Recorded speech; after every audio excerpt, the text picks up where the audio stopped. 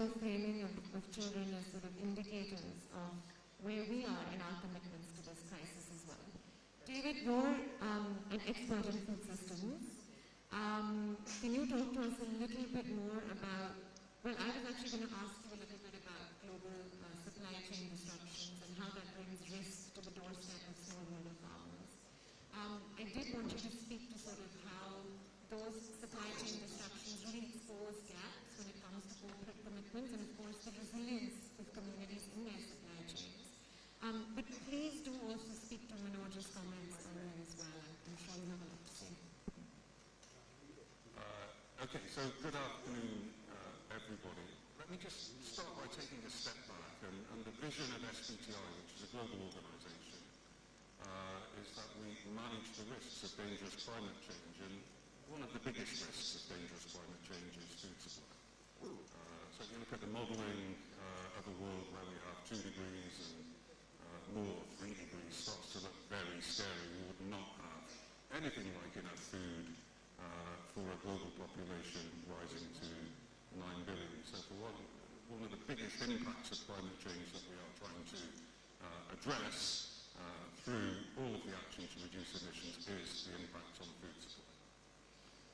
Now, a big part of climate change mitigation is reducing the carbon footprint of food production. So food system emissions are about 30% of total greenhouse gas emissions. And if we don't get those down very significantly, then we cannot achieve our climate objectives, manage the risks of dangerous climate change. And food is slightly different to some of the other areas within climate action. So we've had great successes with energy efficiency improvement, with investment in low carbon power generation, and there's a great story developing here in India.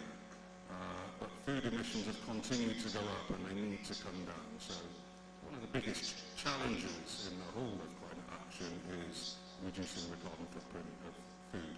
Now there's a real focus at SBTI in this area.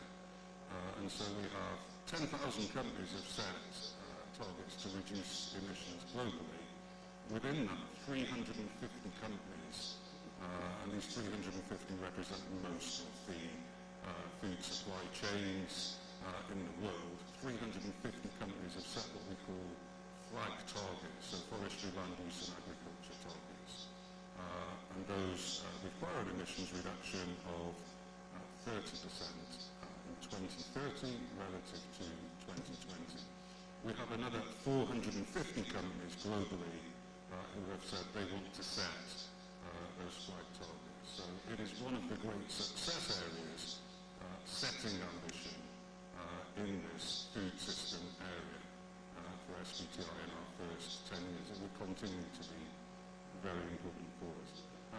The learning from this is that there are 5 areas, and we can get into more detail as the discussion goes on, but there are 5 areas where emissions can be reduced.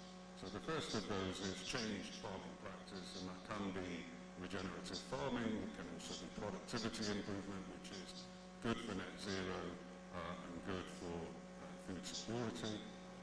It can be things like feed additives are ready to use now in dairy. So a set of things around farming practices is that first bucket.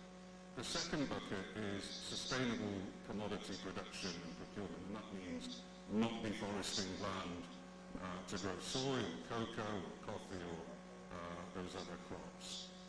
And there are huge emissions reductions from stopping that deforestation which has happened over the last 10, 20 and 30 years and released a lot of carbon into the atmosphere. The third bucket is fertilizer and moving away from the methane-based fertilizers that we have at the moment. It could be to organic fertilizer, and it should be. There's a limit to how much those can be scaled, and hydrogen really is the scale solution. We're not quite ready for that. We will be in the next 5 to 10 years. Agroforestry is a really important part of the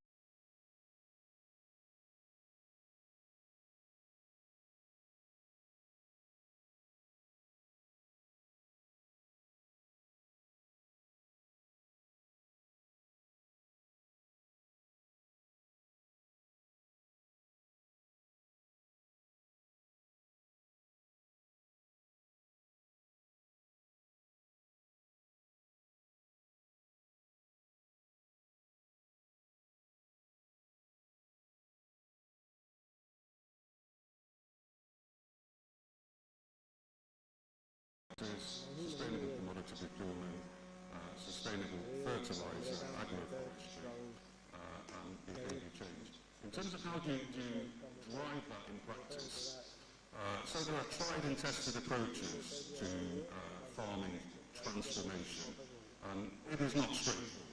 I think that nobody would claim that, particularly when you've got farms that are made up of, or farming supply chains, sorry, that are made up of many, many smallholder farmers. But I've worked on farming reform now for 20 years in England, in Africa, in Asia, including in India, and we do have a good sense of what works.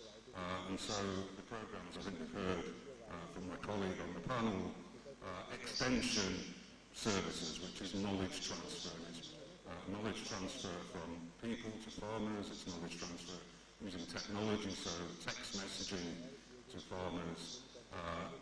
If the quality of the knowledge is good, then that can make a real difference. It's aggregation, it's connecting farmers to value chains. It's doing this at scale, so landscape interventions have to be the way forward if we are to transform farming. And I think the thing to finish with is that we take a net zero lens to this because of the mission of the SBTI. But what you do for carbon has multiple benefits, and it's not the case we're looking at trade-offs here. So the regenerative farming, the change farming practice, for example, is good for reducing emissions. It's good for resilience in a world where there will be climate change. It's good for nature, so it's good for biodiversity. It's good for reducing water pollution and air quality impacts. It's good for food security through the productivity as well. So we can transform farming and we can achieve multiple goals,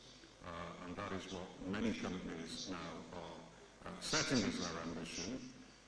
It is happening in India, I should say. So I've worked in India for UK aid leading programs for farming transformation years ago, but as I've come back in the last week, I've talked with Agrovet, for example, who are working with Nestle and Danone and Terry are using technologies, for example, drones to get efficient fertilizer use. There are some really exciting things happening here in India that I'm confident will, with the backing of all of the companies in the supply chain, working with the farmers and the other organisations, will transform farming to multiple benefits. Thank you. I think you've brought us brilliantly into the next set of questions around what will help scale these integrated approaches. Just before we move off though, is there anything that makes you concerned about the fragility around these integrated approaches and what might prevent them from scaling that we should also be aware of? I think over the last, as I say, 10, 20 and 30 years, there are many, many farming interventions that have been tried by multiple agencies, and we have a lot of failures. And I think when you get failures, it's because the knowledge transfer just doesn't work properly. I was really interested to hear you say this is not a one-year game, a two-year game. Transforming farming is 5, 10 and beyond years. So the first thing I would say is you've got to have that deep commitment.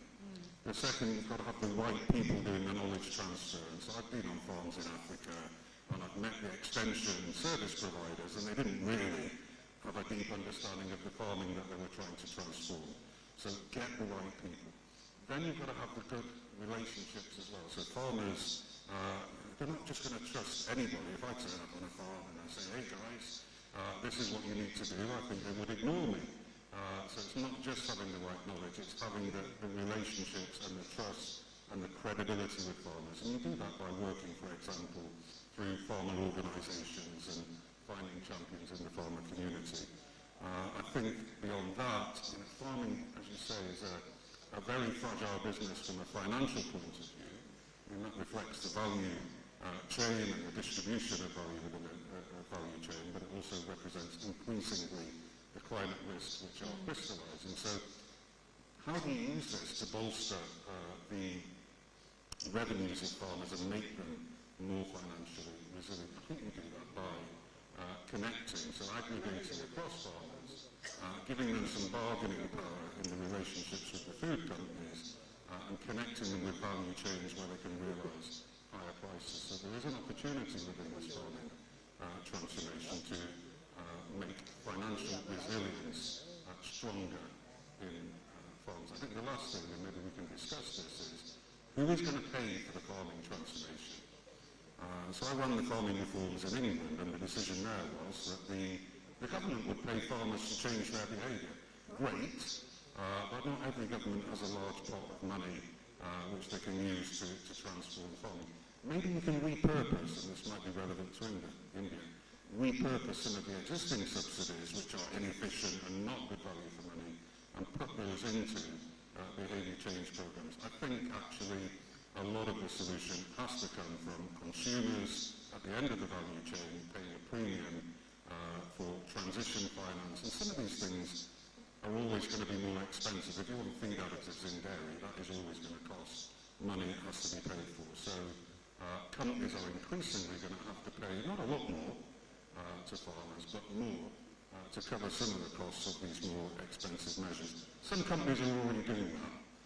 There are international companies who pay their farmers a premium for adopting the best farming practice. It will need more of that if we are to transform at scale. I think what we tend to see is pilot projects at the moment. They are showing us that they can work, but they need to be scaled across all of the agricultural world in Asia, Africa, Europe, Latin America, and that's the only way we will manage this dangerous climate change. So we're in a good place in terms of positivity. There are things that work. We need to scale them in India and elsewhere. Thank you. And Dr. Kapre, I can see you nodding your head. When it comes to the FPO and cooperative movement, what has worked in terms of the integrated approach to scale? In this space, I think, thank you for this question. BIAP has a lot of experience. It starts from our dairy program, and today we have so many of them, and today also multiple pharma organizations across country, all various value chains.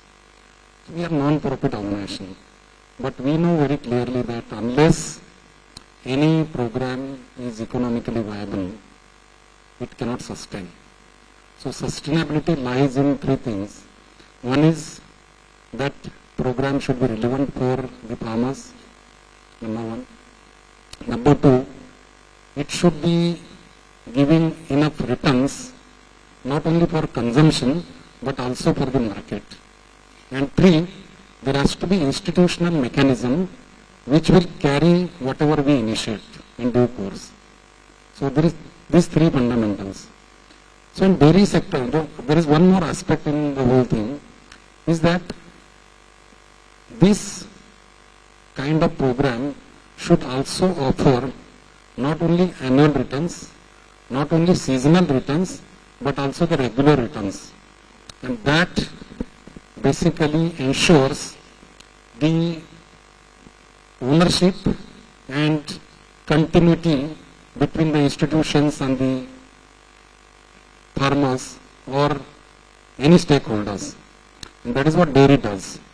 The dairy program, which we had initiated 60, 70 years before, and then it matured, and then we are top producers globally of the milk.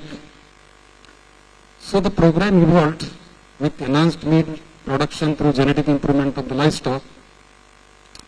It was adopted by all the state governments, and the government of India has promoted it, scaled it up. While doing that, we ensured that farmers' organizations are created at the village level. So while the production was enhanced, farmers were also organized in groups so that they take care of the sale of the produce which they had, and number two, they carry on the entire process of development. So one of the greatest example in India, not only of BIAP's production oriented program, but also the movement of Amul, wherein the cooperatives were promoted for taking the produce from farmers level to consumers level. So that is one of the greatest examples.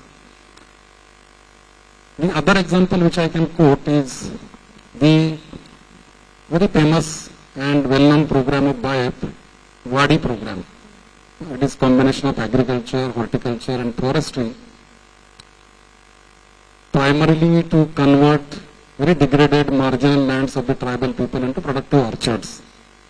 And that offered an excellent kind of livelihood model as well as resilient system.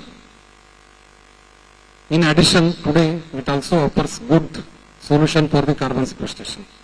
So in that program, why that program is successful primarily, now we analyze and see, it is mainly due to the fact that it is not that only the trees and crops, they start producing more, they start giving more benefit, but the cooperatives or the organizations which were created and owned by these tribal people, they took that extra produce after processing at their own level to the market. And those value chains created maybe 20 years, 25 years and some 30 years before, they are still alive. They are doing very good. They have branded their products and they are taking it to the market under common brand. So this is another very good example. And today, during last 4 to 5 years, we have promoted several Kisan Marts. The centers which are again owned by the farmers, the members within the village, within the group of villages, wherein these Kisan Marts, they provide the inputs required for dairy farmers or for the other crop-based farmers, whatever they require for their agriculture period, season, they are made available right there in the villages. So the drastic enhancement in the access to the inputs, good quality inputs, reliable inputs, and more oriented towards the organic inputs. And they also facilitate collective aggregation and marketing of the produce. So all these programs which have succeeded and which are definitely one of the very important solution for changing climate, to build resilience and to have better earning, are these end-to-end value chains which have been created. And I think these institutions in any form, whether it is cooperative, today's farmer producer companies or any other form of the organization, they played a great role into the whole thing. Yeah, so there is one more aspect which if I can add to whatever I mentioned just now, I don't know your next round and next question, but I take this chance. Please go for it. What we have added recently is agrovoltaics.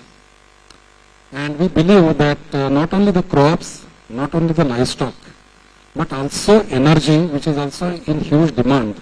And as per the commitments by Government of India, we are required to reach almost 500 gigatons in next 5 years in terms of green energy.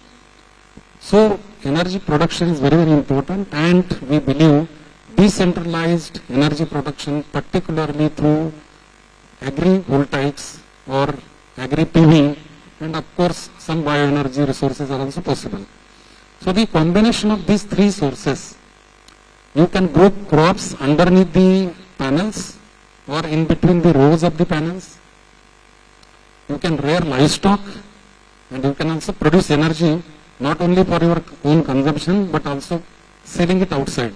So this kind of system, and I am sure with our experimentation in Urli Kanchan near Pune, wherein we have set up innovation center and incubation center, this will fetch on an average 1 million rupees per year to small and marginal farmers. The agriculture will be combination of closed and open kind of agriculture. So these innovative approaches need to be introduced in the agriculture. Then only the young generation, then only the generation which is facing unprecedented impact of the climate can get attracted to the agriculture. And that is our responsibility. Those who are in the sector, they should not only carry on what is given and what is already proven, but look at the future look at what is going to happen not only due to climate change, but also due to the spoiled food systems which we are actually witnessing today. What is going to be required for healthy food systems in country or globally, and what is required to our next generation for their own good living. So these are some of the aspects I think which is very important, and nurturing innovation is going to be a key in agriculture sector and in food system sector. So that is the reason why under our own incubation center we have been promoting these startups. There are many startups in country today, ecosystem is fantastically getting developed. So they are very keen in working on all of these new opportunities, new kind of market which is evolving, and we are trying to see that they are given good platform, they are nurtured, they are supported, and they come out with excellent solutions which are very, very relevant not only for today but also for the future. Thank you, Dr. Kakre. That was fantastic, and I'm so glad you made that point about agrovoltaics. I really appreciate what you said about the need to sort of further innovation in the food systems sector. It is a livelihoods issue in terms of the next generation. I think that was a very important point. I also want to report to the audience that Nikhil is looking happier and happier. So he's now indicating that I should move to the next question, which I am. David, I know you have to leave a little early as well, so we'll excuse you, but I hope we have a few more minutes with you before you have to go. Okay. Manoj, coming to you next. I did want to ask you about scaling community-driven models from pilot onwards. How do you sort of make that leap? And can you talk a little bit about external help? Is it a hindrance or not? You mentioned staying in relationship for over 25 years. Can capital be that patient and flexible? Is it possible? Yeah. So the scaling up is again a vision challenge. If we approach them as only pilots, then we'll be having the largest collection of pilots. So the challenge is to have a clear plan where the pilot is approved on the strength of your vision to scale, rather than pilot for the sake of testing. So that's one level of decision that the investor or philanthropy or government community should look at. So that's at the finance level of looking at vision. Clearly at the community level or at the farmer level, the good thing in India is you have fairly large pockets or clusters of agrarian communities. So there is never a question that if you started something in a mandal or taluka, you can't scale it. You can scale it contiguously, the terroir and agronomy would match, and you can have a bulk of things to do.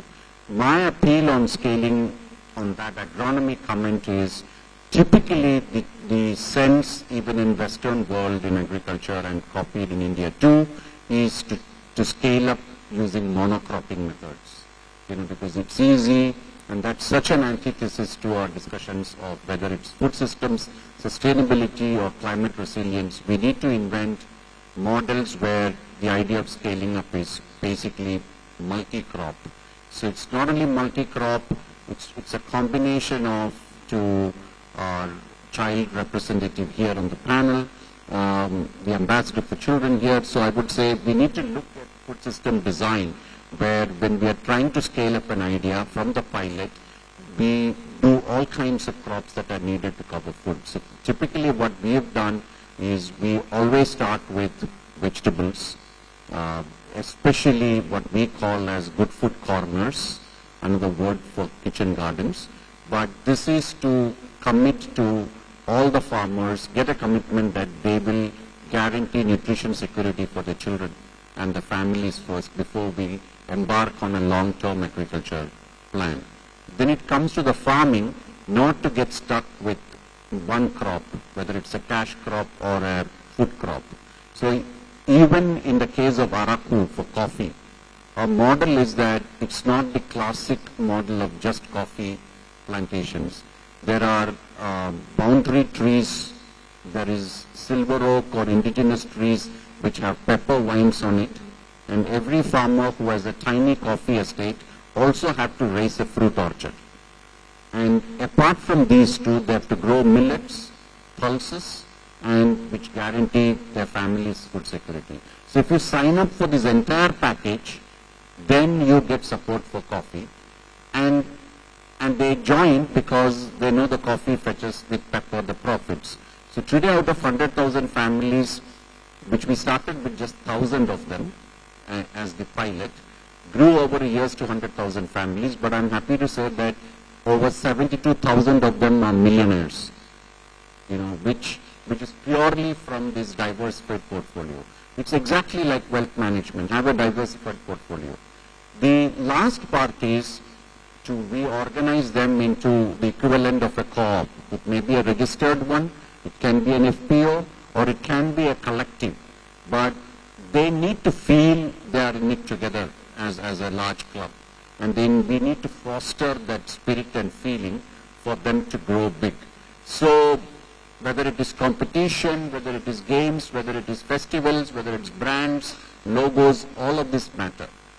And that's how the scaling up process happens. It's a multi-pronged one.